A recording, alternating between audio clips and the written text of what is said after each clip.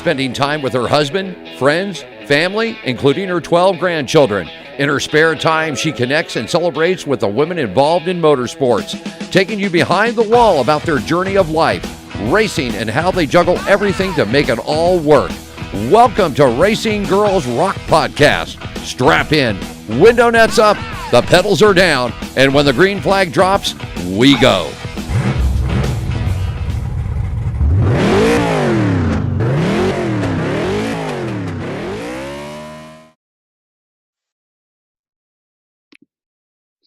Good evening. This is Melinda Russell with Racing Girls Rock Podcast, brought to you by the International Women's Motorsports Association. And Nancy is our guest tonight. I'm going to let Nancy tell us a little bit about herself, and then we're going to hear about her race story. So welcome to the podcast, Nancy. Thank you so much, Melinda. My name is Nancy Riggleman. I run factory stocks at Wall Stadium in New Jersey with my husband. So yes, I race against my husband. We're Edge of Divorce Motorsports. I started racing a few years ago they had a women's class. So it was like a powder puff, but they did it once a month, which was really nice. And I was hooked. So eventually he decided he was building a new car, and I kind of looked at his old car and was like, well, what's going on with that? And he's like, oh, it's my backup car. I'm like, I don't think so. I think that's my car now. So that's very cool. Yeah, we live in Manchester. We own a tow truck company, Riggleman Towing, and I'm also an accountant for a firm in Monmouth and Ocean County, Holman, Frenier, Allison. I'm actually their tax administrator. Okay. So your busy time of year is not very far away. No, and it actually is probably the perfect career for someone who's into racing, because from January to April, I work. So April to say September, October, I'm open to race. And of course, Wall Stadium is known for the Turkey Derby, which is this weekend. It's our 3-day event. So we will be there on Friday starting at 6 o'clock in the morning, and we won't be home until probably Sunday night. So it's interesting. I listen to Sirius Radio, and I listen to the NASCAR station. And I had to laugh because this morning they were talking about, of course, the things over the weekend. And somebody that called in brought up that, because I think the announcers had said, you know, racing is over or whatever. And somebody called in and said, oh, no, I'm going to the turkey race this weekend. And so they were kind of making fun a little bit. But the one guy on the radio said, in the 10 years I've been on here, I've never heard of the turkey race before. And so you know, so it was kind of funny. And then I knew we were going to be talking tonight. So I thought that was interesting that it was on the radio this morning. So that was kind of fun. So do you have any children or pets? I have 2 cats that we rescued, Bella and Chloe. I have a son, Thomas, who is 19. He does not race. He likes racing, but not to the extent that me and my husband do. Okay. My husband's father, he raced. We lost him earlier this year. He raced stock cars. My father raced funny cars. So kind of just keeps going generation to generation. Absolutely. This year, to get back a little bit to the Turkey Derby, it's actually the 45th running of the Turkey Derby at Wall Stadium. And drivers such as Martin Truex, Ray Evernham, Kyle Petty have raced there. They've started their careers there. So New Jersey has a huge racing history for people who just think New Jersey is an industrial town. I actually live probably 15 minutes from the beach. So I think it sounds like the perfect place to live. You've got racing and the beach. Oh yeah, right up my alley. And camping. I love to camp. So Okay. So um, can you tell us a little bit, something most people don't know about you?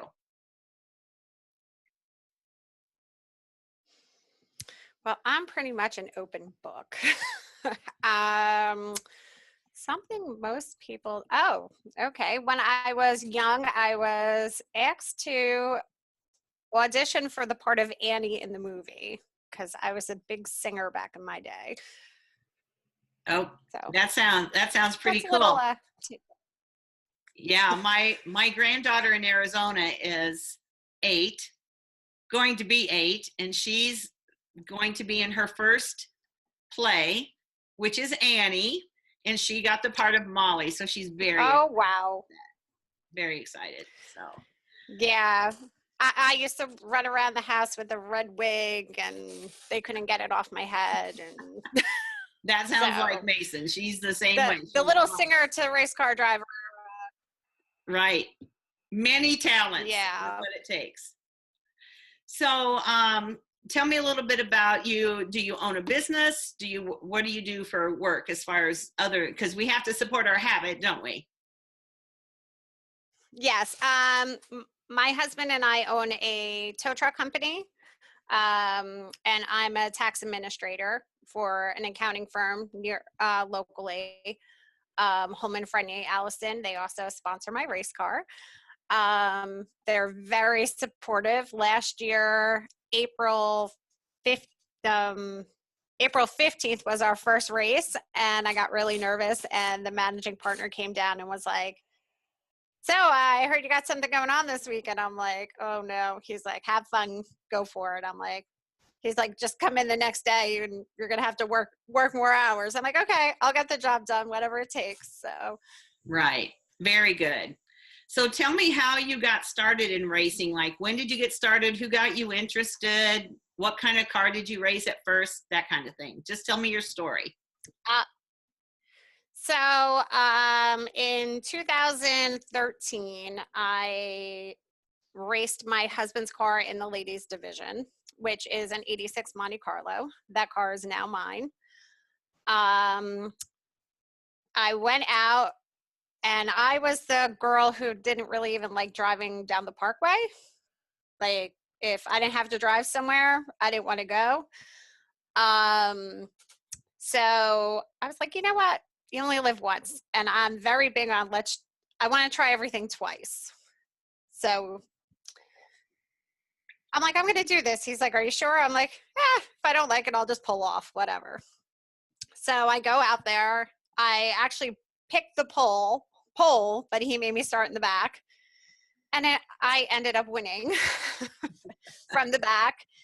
And so the second race, I was like, well, that had to be a fluke. Like, there's no way.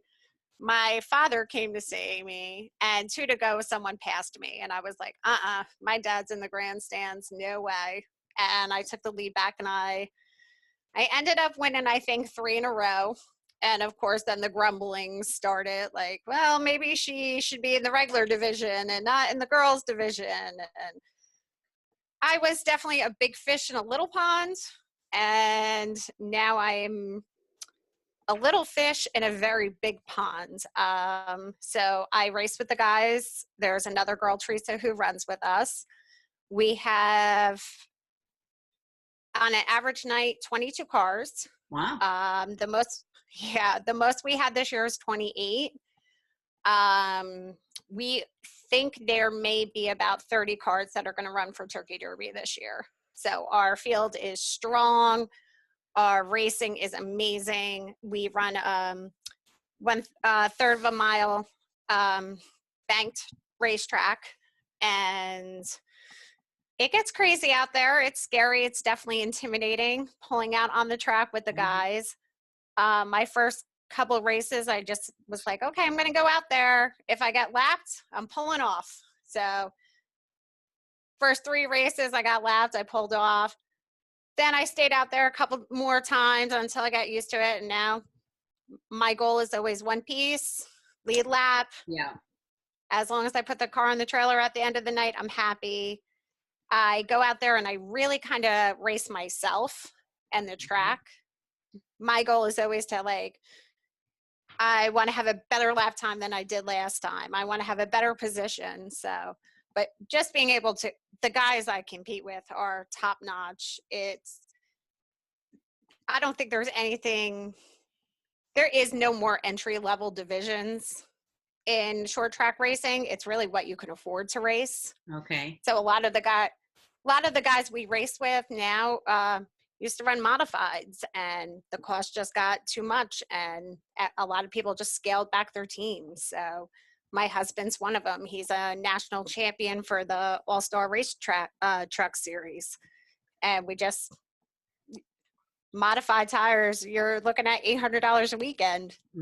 That's a mortgage in New Jersey. So absolutely. So I race with some really great guys. Yeah, and it's it's the same everywhere. I mean, the cost of racing keeps going up. Nothing's going down, that's for sure. And I think you hear a lot of talk about how racing is dying. I don't really think it's that so much. I think the cost of racing probably has as much of an impact as for cars coming to the track. But I don't think there was an empty seat last weekend, or yesterday for the NASCAR race. I think it's all about what kind of race are you putting on, and are you a good marketer? Are you letting people know what you're doing? That kind of thing and stop the negativity on Facebook. That's a big part of it. Right? Do you have that problem where you live? Yes. Our track actually has a rule.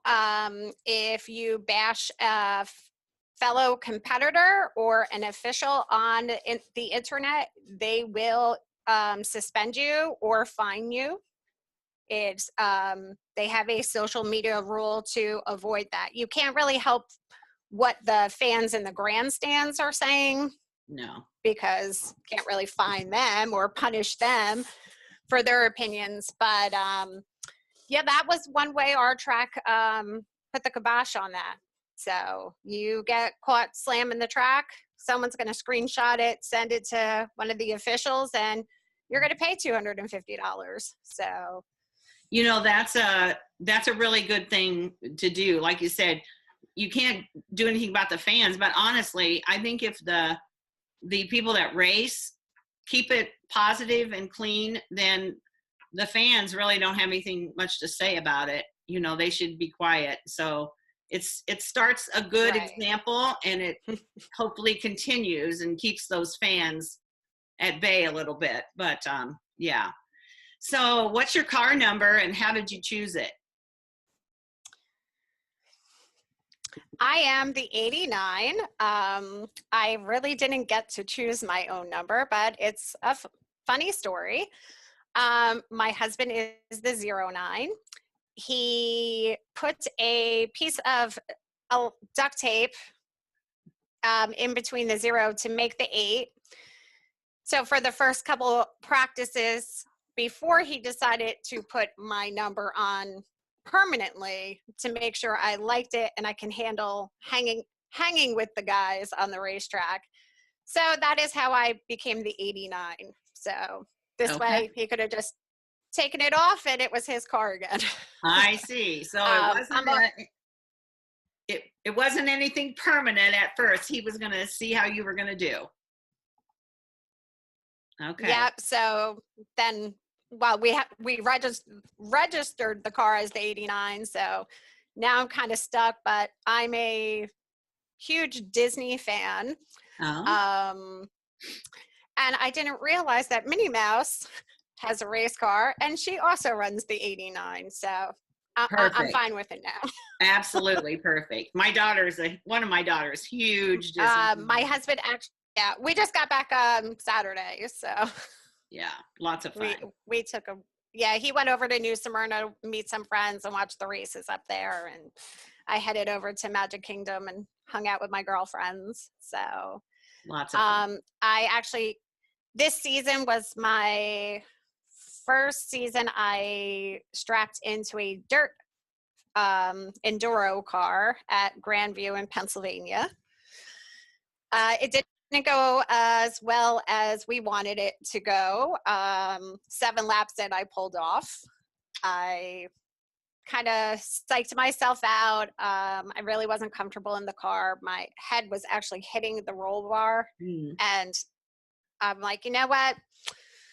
I'm just going to pull off. Let's fix this. It's not worth getting hurt. New Jersey's very strict with safety, which I'm thankful for. Next year, I believe we have to run full containment seats. I already run a full containment seat in both my race cars. So yeah, so my husband decided to buy me a dirt enduro car so I can do that with him too.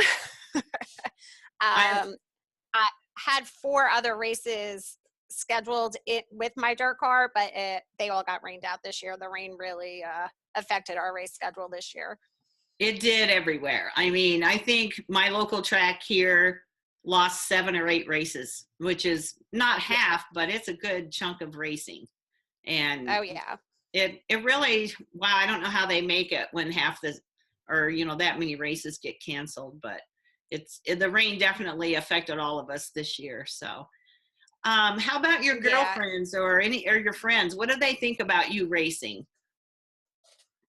You know, I have a plethora of different types of friends. I have friends who are super conservative. I have, you know, my friends that like going shopping, my friends that like going out to the clubs.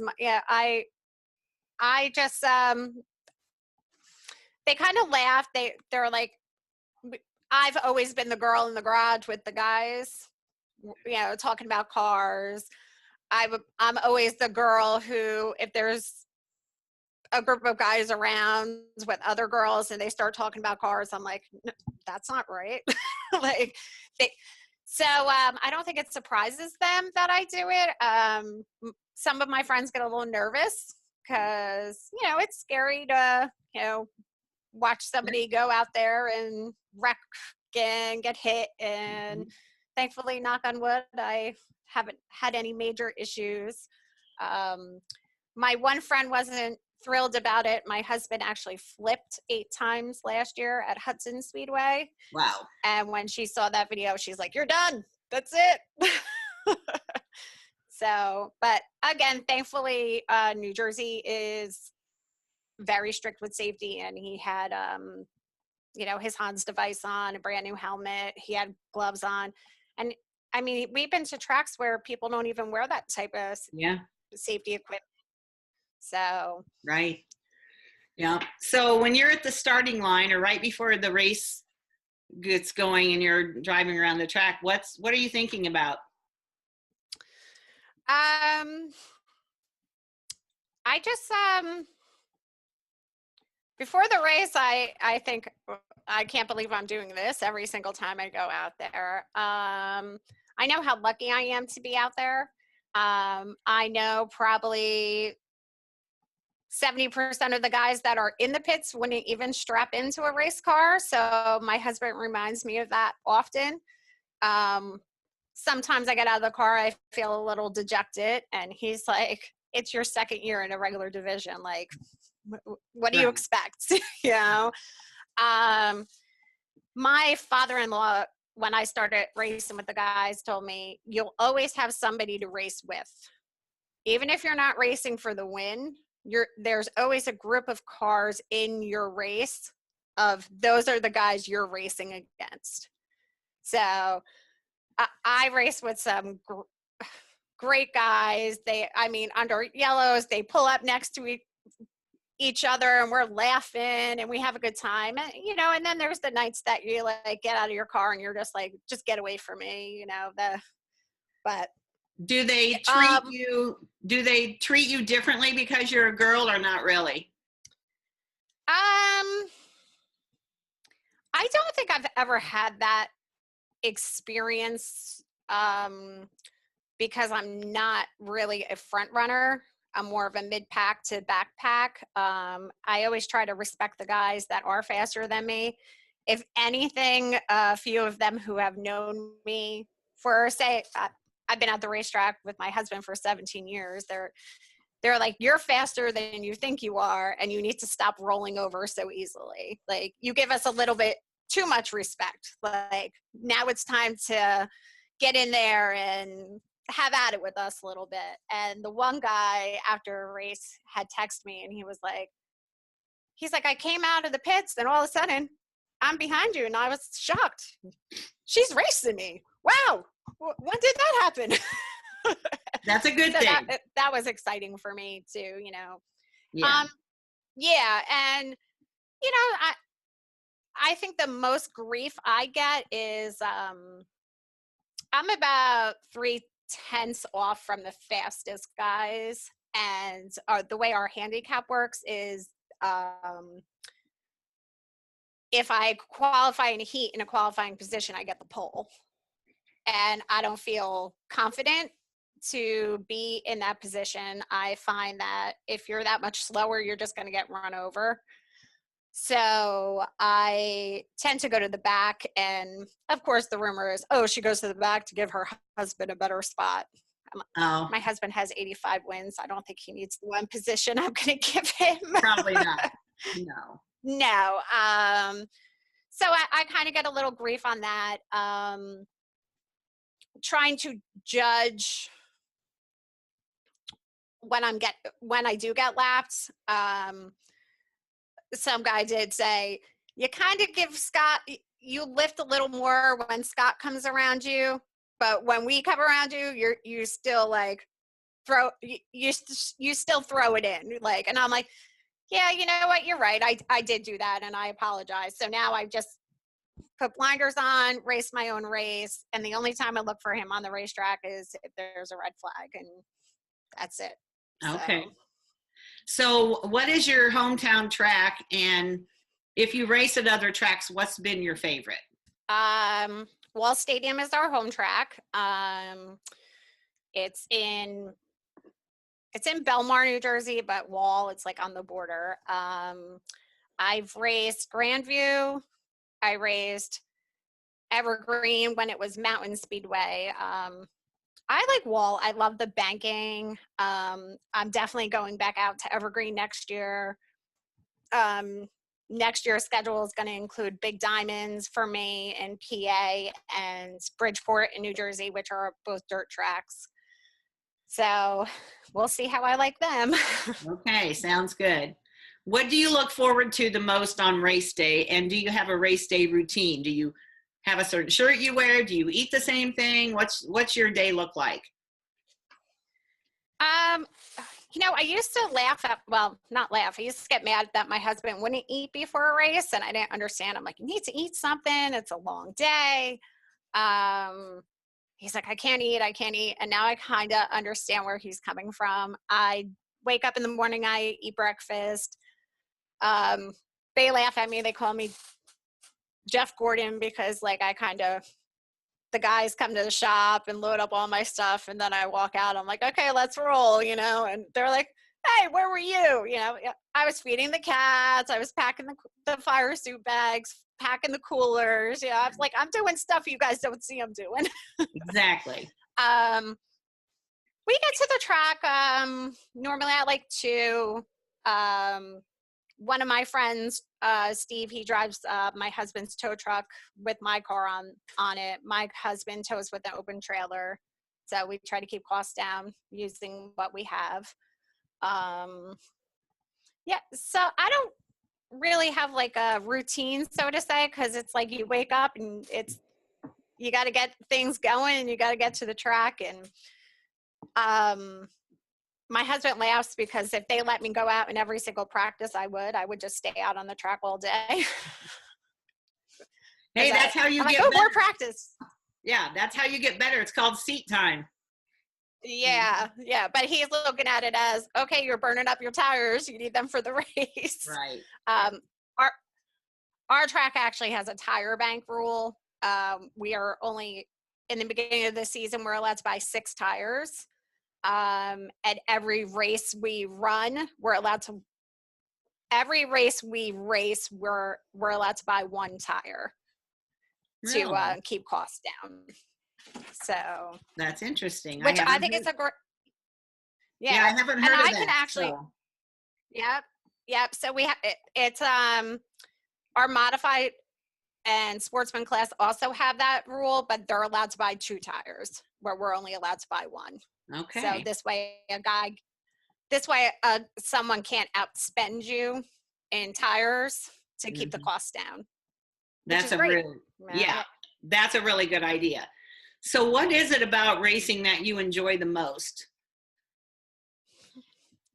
I like being able to, as a woman, at 42 years old, um, I like being able to somewhat empower people at 42 and say, oh, wow, look at her.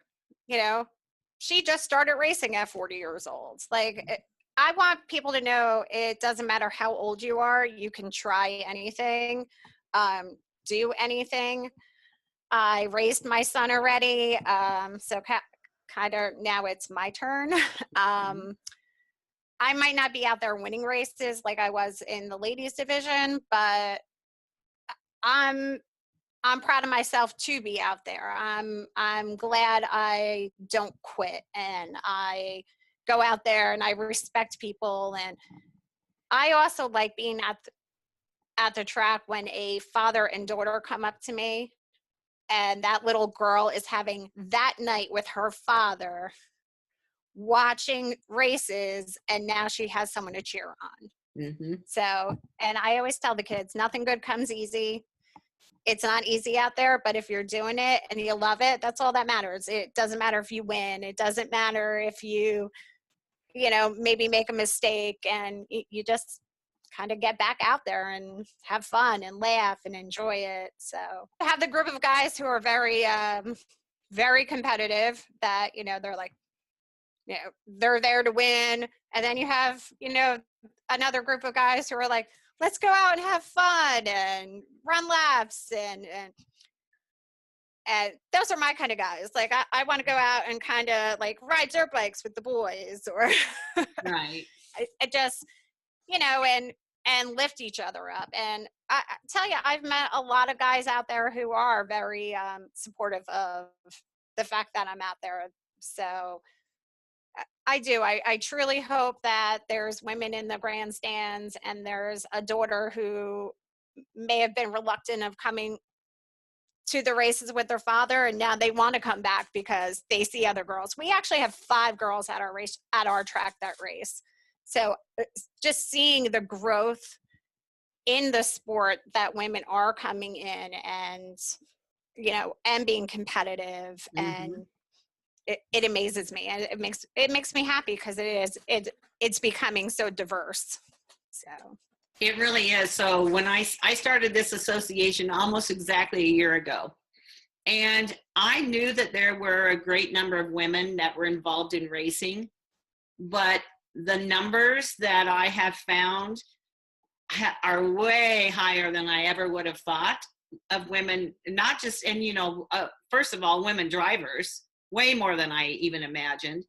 But you have women who are the crew chiefs, the mechanics, all the other things that they do to support the team. And, you know, that's kind of what we do in our association. We're about connecting and celebrating women. It's not just the driver. It could be the 50-50 ticket lady. It takes everybody to make it a success. And I love that the women are the fastest growing demographic in racing. So look out, guys, because there's just going to be more and more and more. And, you know, the fact that you have little girls that come up to you, that's really what it's all about, I think. At least for me as a non-driver, I hear drivers say it's about the people and it's about the fans. So that's... Oh, yes. Yeah. So do you think it's a good sport for girls to get involved in? And you know, like now that you're a role model, kind of, for those girls, what do you think about that? Would you encourage them? I actually have 2 nieces, Alexis and Bailey. They're twins. They run on Sundays at Wall Stadium. They have a kart series there, and they love it. My niece Abigail actually told me yesterday she wants to run now on Sundays. So now my dad's looking into that for her. So yeah, there's a lot of girl racers on Sundays. The quarter midget track we have at Wall Stadium. A lot of young ladies, a lot of girls. It's definitely growing, and these girls, they take it serious. They're ready to go. Yeah, absolutely, they are. My one granddaughter races, and she is now 15. She started at quarter midget. She did that for 5 years, and then she started racing at a local asphalt track when she was 13, not quite 14. And yeah, it's what she loves it. She does other sports in the non-racing time, but she loves it. And that's where she started, was at quarter midgets. So do you have a proudest or most memorable moment in your racing? I would have to say winning the ladies championship in 2013 was definitely one of my proudest moments, but my favorite moment was my second race when my dad was there, because he was not really on board with me racing. My father actually sold his race car when I was born because I was sick when I was born and in the hospital. So he had to stop racing to take care of his family. And when we told him I was racing, he actually walked out of my house and just shut the door and left. And we were all kind of like, huh? Like, wait, what just happened? So him being there, and me winning, and my husband and my son was there, and my brother has 8 kids, so I don't even know how many of them were there at the time. So that was a great moment to share. Yeah, victory lane with your family that's the best. It's the best. So do you use social media at all to talk about your racing and tell people where you're going to be racing, that kind of thing? How do you use social media? We actually have a Facebook page, Edge of Divorce Motorsports. So we update people on our finishes. I tried to do a sponsor spotlight. Maybe during the season, I'll do a Sunday sponsor spotlight, and I'll highlight one of our sponsors a week. We have an Instagram that's also Edge of Divorce Motorsports. So we use that. We use our personal Facebook pages. We kind of share off of that. Our sponsors also, they're great. They always seem to share our posts, and they're very excited. I just actually am one of 12 women who were picked for the Car Chicks calendar. Yeah. So that comes out this week. I'm really excited about that. So I was voted one of 12 women of motorsports. So very cool. I think in January, if the timing works out, I am going to judge the Miss Motorsports contest, which is for the Area Auto Racing News. They have a motorsports show in Pennsylvania in January. Okay. So last year, my husband was a judge, and I think this year I may step into the role. Okay. That sounds really cool. Yeah. So what are your goals for your racing?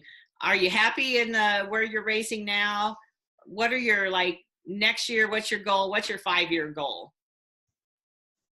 My 5-year goal, well, like any other track in the United States, small track racing is obviously hurting at times, but it seems like Wall Stadium is on a comeback, that we have packed a track night, and there isn't a place to even sit when you're there.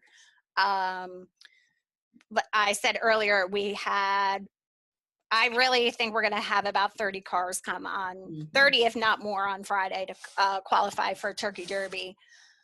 So my goal is to just get faster, stay in the lead lap, keep my car in one piece. I love the factory stock division. For me, the only downside is I actually miss watching my husband race. Mm-hmm. You think, oh, you get to watch him race because you're racing with him. I'm like, he's like 10 to 15 cars in front of me, and I am paying attention what's going on Right. in my vicinity. Absolutely. Yeah, I see him drive past, and he does. Yeah, and when he laps me, he does wave. So I would like him to stop waving. Yeah, that's not really very nice, is it? No, I caught it, and like I was watching my GoPro, and I'm like looking at him, like rewind. I was like, "Did you wave at me?" He was like, "Yep, every time." I'm like, "Oh, thanks, really." I can't wait for you to wave at him. Well, oh, the last race, he actually on the restart, I was right behind him, and I was like, "Oh my gosh, I'm right behind him! Oh my gosh, I'm starting right behind him!" And it was like 2 to go. I'm like, I'm gonna have a great finish. I'm just gonna follow him through. I was ready to go, and all of a sudden, we come out of turn 4, and he just parks it on the corner, and I dove down, and we were 3 wide. Something broke in his car, Oh. and everyone's like, "You passed him." I'm like, "That doesn't count." No, not really. But if you don't tell the details, then it kind of counts. Yeah. So. Yeah. Everybody always tries to get that money shot too of me and him like battling on the track. I'm sure. Yeah, that would be a great photo. Yeah, I just I'm happy doing what I'm doing. I know next year we're gonna it looks like we're gonna do some indoor racing at Evergreen. It looks like they're adjusting the rule package to match the rules that we run at Grandview and Big Diamonds with our dirt cars. But our dirt cars are actually very close to our factory stock cars. They're the same cars. You just have to make a couple adjustments and you can switch them over. Yeah. So I'm excited to just keep trying new things and go to different tracks and just have fun. Have fun. When it stops being fun, you need to stop racing. I had a close friend of ours that was involved in racing that passed away in June. And he drove one of our race cars for us for a while. And one of the things he said to me one weekend when there was like a big race, and he said, "Mama, when it quits being fun, then we shouldn't be doing this anymore." And that's so true, because it's too expensive if you're not enjoying it and having a good time. Yeah. I mean, you're always going to have a night or two that you leave and you're dejected. And, we had an issue one night, and he sat me down in the truck and he's like, "If you're not having fun, we're done." And I'm like, "Can I just sleep on it?" So I saw something on Facebook the other day, and it said like, Friday, you're all excited about racing. Saturday, you're like, "Why am I doing this?" And then Sunday, you're fixing the car to do it all over again. So, absolutely. And as much as everyone's competitive and there's arguments at the track and, you're agitated with something someone did, you know what? We are out there to have fun. And sometimes we just have to remind each other of that and kind of take a step back and remember when Hendrick is not calling any of us tomorrow to drive in the 48. That's right. So let's just go out there. Very true. Let's just go out there, have fun, be safe. And, I don't think when stuff happens on the track, I would say 90% of the time no one does it on purpose. It's a mistake. People make mistakes. It's an accident. It's an accident for a reason. Are there guys out there who may take it a little too far to other drivers sometimes? Absolutely. But, I did see one guy the one time roughing my husband up with his bumper, and I was just like, so I had to kind of take a step back and like, you know what? That's his race. This is my race. Yeah. That's his business. Because I always, that was something in the back of my head. I'm like, well, how would I handle if someone wrecked him and I'm still on the track? Yeah.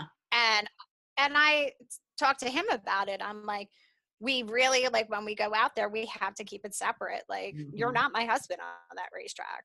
Like, Right. I have to race my own race and you have to race yours. And if you have something to say to someone after the fact, like, It's between them. Yep. And I'm down to fight my own battles. So Yeah. And hopefully the there Jersey aren't girl too many comes of out. those, because the Yeah. idea is, you know, it's an entertainment sport for the fans.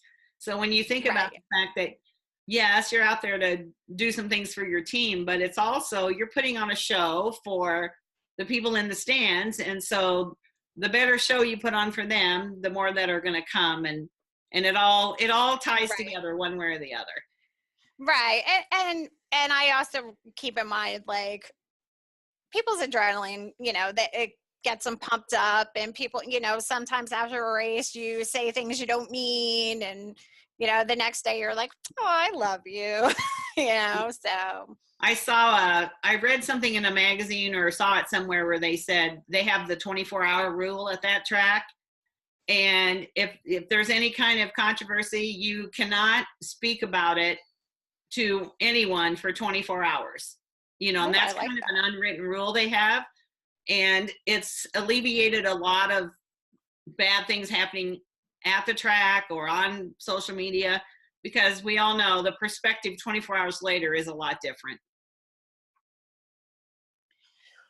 When my husband ran the All-Star race trucks, prior to that was the American race trucks, they actually had a rule. It was a 5-minute rule. You had to stay in your car for 5 minutes after the race. So you pulled into your pit spot and you stayed. They put you on the clock. You were not allowed out of that car unless you're in victory lane. You were not allowed out. And I liked that rule. It really, I think it gave the drivers a little bit of an opportunity to calm themselves down, get their thoughts together, and then, and if you got out of your car, you got disqualified. That is simple as that. You know? Right. Good rules. So yeah, really good rules. Yeah, this has been really interesting talking to you today. So is there anything that you want to share about yourself, your racing, that I haven't asked you about? No, I mean, it started just by meeting him. We were neighbors when we met. He had his race car outside, and my son was like 2 at the time and kept calling him Dale Jr. And we started talking, and he's like, why is he calling me Dale Jr.? I'm like, yeah, don't call my house on a Sunday during the race because I will not answer the phone. And he's like, oh, you really like racing? I'm like, oh, yeah, I'm really into it. I said, I'll definitely bring him to the track one night. And a couple months later, he dropped off a bag of racing shirts and pictures of his truck for my son. And I called him to thank him, and we've been together ever since. There you go. So racing truly did bring your family together. Yes. And when he raced for Sony Music then, and I did a lot of his PR stuff. I actually got to score a few ARCA races for Greg Sachs. So, and Derek Cope. I have a lot of friends who work down south, and they always tend to come up here and help us out for Turkey Derby. And I have lots of friends coming up from like the north, coming down from the New England area. This weekend's where it's at. If anybody could come, I think Speed 51 will probably have a live feed of what's going on at Turkey Derby, but the modifieds are just amazing there. We're going to have guys like Matt Hirschman is going to be there. Doug Colby will probably be racing. I haven't even had time to look at the entry list, but I was going to say, I bet if you got online and looked it up, I bet you could see who's going to be there. So very cool. Oh yeah, it definitely a lot of heavy hitters. They just had the North-South shootout not last weekend, the weekend before. The Myers brothers were there. Jimmy Blewett was there. I know my brother-in-law, Tim, he's a spotter for the Modified Tour. So he spots for Eric Goodale. I'm not sure if Eric's racing, but I hope he is because I enjoy watching him run. So, well, yeah, I'm going to pray for good weather. The modified. Oh yes, please. We definitely need nice weather. Yeah, absolutely. So good weather will make it great no matter what. So, well, Nancy, thank you so much. I know we tried to get together a couple of times and things kept happening, but I'm glad we connected tonight, and I really enjoyed talking to you. Will you be at the PRI show by any chance? Unfortunately, I will not be. I'm supposed to announce this tomorrow, but when is your show It's going to air tomorrow night at 7. Okay. I actually am going to be racing at Greg Biffle's house for the Triple B 100. My husband and I are running down. We're going to drive there the Friday of the PRI show. He runs a race on Saturday at his house. So okay. Well, that's exciting. You'll have to make sure we all know how you do on that race. Yeah, I'm really excited.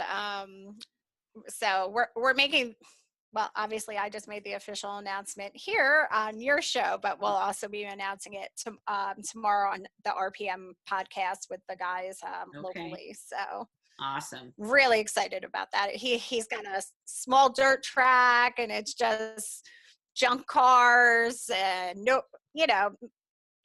it's not a lot of bells and whistles, and it's just going out there to have some fun. So I'm really excited that Greg and his girlfriend invited us to come run. It's a 100-lap race. You have to switch drivers. So I have to run 20 laps where my husband can run 80. They have a halfway break point, so we can switch drivers then or switch drivers in the middle, like whatever you want to do. So it's going to be a lot of fun. I can't wait. I'm really excited. It sounds like a lot of fun. And so make sure that you post a lot about that. I'd like to see how that goes. That's going to be great. So, well, good for you. I'm glad I will. I am glad you've got still things to look forward to. Race season is not over, depending where you live. So get out there. Hopefully the weather turns out great for you both weekends. And thank you so much for being with us. Hopefully I'll get to see you in person. Thank you. One of these days. My goal is to always meet all of my podcast people in person at some point or watch them race. So I've added you now to that list. So thank you. Yes, you're welcome. Thank you so much. Okay, so if everyone can just keep your fingers crossed that I qualify for this weekend, because it's going to be a tough one. So we got some heavy hitters coming from other tracks. So all right, I'll be watching your Facebook page so I know how you're doing. All right. Thank you, Melinda. It was nice speaking with you. Nice to speak with you.